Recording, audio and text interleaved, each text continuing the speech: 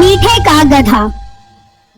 पुराने वक्तों की बात है, किसी गांव में मीठा नामी एक आदमी रहता था, जिसके पास एक गधा था जो हर वक्त घास ही खाता रहता था। और जब भी मीठा उसे काम पर ले जाने की कोशिश करता तो वो काम पर नहीं जाता था। अरे मीठे बालक, इस गधे को बेच दे, क्यों तूने इस आदाब को गले डाल रखा है? काम ये कोई करता नहीं है और चारा ठूस ठूस कर खाता है, जैसे चारा इसके बाप ने ला कर दिया हो। अम्मा थोड़ा हौसला कर, बेज़बान जानवर है, चारा नहीं खाएगा तो और क्या खाएगा? और शुक्र है ये चारा ही खाता है, तेरी तरह नहीं है जो सारा दिन मेरा दिमाग खाती रहती है। बाबा, ये चारा तेरे पैसों का आए तो तुझे पता चले, पैसे तो मेरे लगते हैं। अम्मा तू हर वक्त पैसों की बातें करती रहती है, तू शुक्र अदा क्यों नहीं करती कि अल्लाह ने तुझे गबरू जवान बेटा दिया है? तू और क्या चाहती है?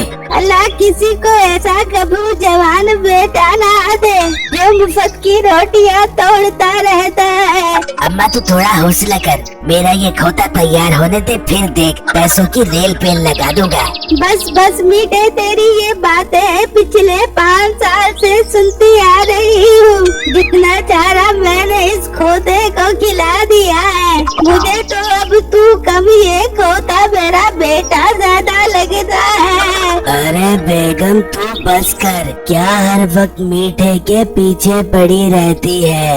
और मीठे तू इस खोते को बेचकर अपनी जान छुड़वा, काम तो ये करता नहीं है, बस मुफ्त का चारा रगड़ता रहता है। बस तुम सब चलते रहो मेरे खोते से, अब देखो ये कैसे मेरे साथ काम पर जाता है। ये कहकर मीठा अपने गधे के पास आया। चल मेरे प्यारे खोते, चल मेरे साथ काम पर, चल चल, मेरी नाक ना कटवा दी। ये कहकर मीठा अपने गधे को चलाने की कोशिश करने लगा तो गधे ने मीठे को लात मारी और मीठा दूर जाकर गिरा। हाँ मीठे, अब मिल गया सुकून तुझे, मैं ना कहता था कि इस नमक हराम को बेच दे। उसी गांव में बिट्टू नामी एक लड़का रहता था। उसके पास भी मीठे की तरह एक गधा था, लेकिन वो बहुत काम करता था। अच्छा बेगम, मैं गधे पर सवार डालकर बड्डी जा रहा हूँ। ठीक है, आप जाएं, लेकिन थोड़ा अपने गधे का ख्याल भी कर लिया करें, इतना इस बेचारे पर बोझ मत डाला करें। अरे बेगम, मेरे पास एक गधा ईको है जिस पर जितना मर्जी सवार डाल लो आराम से उठा लेता है, और भागता भी 120 की स्पीड से है। हाँ, बस नजर ना लग जाए हमारे इस गधे को, आप इसकी नजर उतारते रहा करें। हाँ बेगम, मैं इसकी नजर उतारता रहता हूँ। अच्छा अब मुझे देर हो रही है, मैं अब जाता हूँ, बड्डी संभाल ले गए। फिर बिट्टू अपने गधे के साथ मंडी की तरफ जा रहा था कि रास्ते में उसे मीठा मिल गया। अरे बिट्टू भाई कहाँ जा रहा है? भाई बड्डी संभाल देने जा रहा हूँ। बिट्टू भाई बुरा मत मानना, तुम्हारा खोता बहुत कमजोर लग रहा है, इसे कुछ खिलाया करो। अरे भाई, वैसे सरसों के दाने और देसी घी वाला चारा खिलाता हूँ। बस बस इतनी लंबी लंबी तो मत छोड़ो, मुझे तो लगता है इसके हिस्से का चारा भी तुम खा जाते हो। जी नहीं, आपको कोई गलत फहमी हो रही है, और मेरा रास्ता छोड़ो, मुझे देर हो रही है, आज मुझे मंडी में बहुत सारा काम है। ये कहकर बिट्टू वहाँ से चला गया तो मीठा कहने लगा, अरे यार, इसका खोता तो बहुत काम करता है, और ये तो इस खोते की वजह से अय्याशी वाली जिंदगी गुजार रहा है, और मेरा खोता तो लगता है किसी सुस्त खोते का बच्चा है, कोई काम नहीं करता।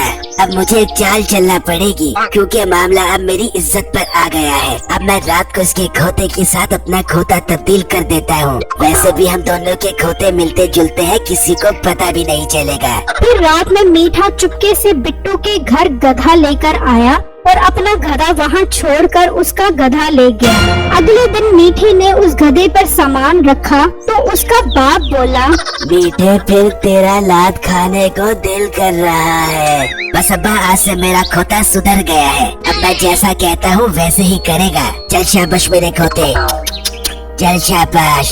ये कहा तो वो गधा चल पड़ा। ये देखकर मीठे के माँ बाप बहुत हैरान हुए। वहाँ दूसरी तरफ बिट्टू अपने गधे के पास खड़ा था तो एकदम उसने बिट्टू को लात मारी और बिट्टू दूर जाकर गिरा। यार मेरे इस गधे को क्या हो गया है? रात तक तो बिल्कुल ठीक था, मुझे लगता है इसे मीठे बगावत की नजर लग गई है। मीठा सामान बेचकर घर आया तो उसका बाप बोला, वाह मीठे बेटा, तू तो कारीगर बन गया है। आखिर तू इस गधे को काम करवाने में कामयाब हो ही गया। बस अब्बा, मैंने कभी गरूर नहीं किया। गधों को किस तरह चलाना है ये मेरे बाएं हाथ का काम है। फिर मीठे ने गधे के आगे चारा डाला तो वो चारा नहीं खा रहा था। ये देखकर मीठा सोचने लगा, अरे यार, ये सारा दिन का भूखा है मगर चारा नहीं खा रहा। हाँ, मुझे याद आया कि तो सरसों के दाने और देसी घी वाला चारा खाता है, मगर मैं इसे इतनी महंगी खुराक नहीं खिलाऊंगा। सारे पैसे तो मेरे इसी में लग जाएंगे और मेरे अमीर होने का ख्वाब भी अधूरा रह जाएगा। वहाँ दूसरी तरफ बिट्टू बहुत परेशान था कि उसका गधा ना तो सरसों के दाने खा रहा था और ना ही देसी घी वाला चारा। बेटा, मुझे समझ नहीं आ रहा कि मेरे खोटे को क्या हो गया है। ये कुछ खा ही नहीं रहा और जब मैं इसके पास कुछ खिलाने के लिए जाता हूँ तो ये आगे से मुझे मारता है। ये सुनकर उसकी बेगम बोली, मैं तो कहती हूँ इसे किसी अच्छे से डॉक्टर को चेक करवाएं, इसका मैदा सुकड़ ना गया हो। बेगम, तू अपने मशवरे अपने पास ही रख, मैं इसका कोई और हल निकालता हूँ। फिर बिट्टू ने उस गधे को खाली चारा डाला तो वो फौरन खा गया। अच्छा, तो अब ये सादा चारा खाना शुरू हो गया है। चलो, अच्छी बात है, मेरे पैसों की बचत हो जाएगी। फिर बिट्टू ने उस पर सामान लादा तो वो टस से मस नहीं हुआ।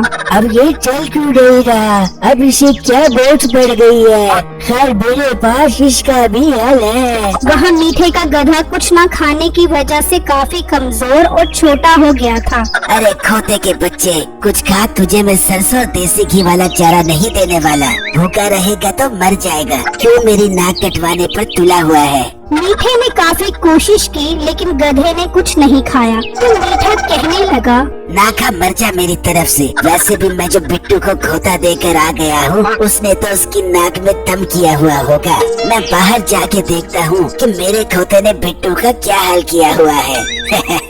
फिर मीठा उस जगह जाकर खड़ा हो गया। कुछ देर बाद बिट्टू उसी गधे पर आया तो मीठा देखकर हैरान रह गया कि बिट्टू ने गधे के आगे चारा लटकाया हुआ था और वो गधा चारे को खाने के लिए चल रहा था। मीठा ये देखकर बहुत परेशान हो गया कि उसका गधा अब काम करना शुरू हो गया था। अब मीठे को अपने किए पे बहुत पछतावा हो रहा था, लेकिन अब उसके पास कोई हल नहीं था।